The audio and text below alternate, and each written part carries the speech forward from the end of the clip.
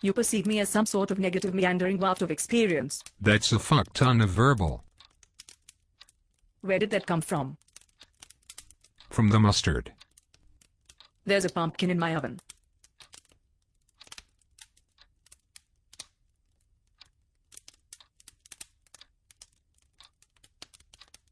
IKEA is a sexual conquest.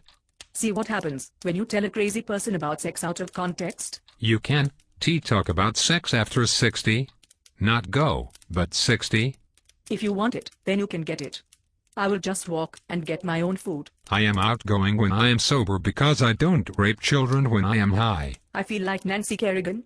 Why me?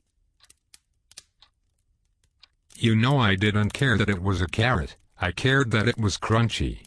I would be effing hot wrestling in a tutu.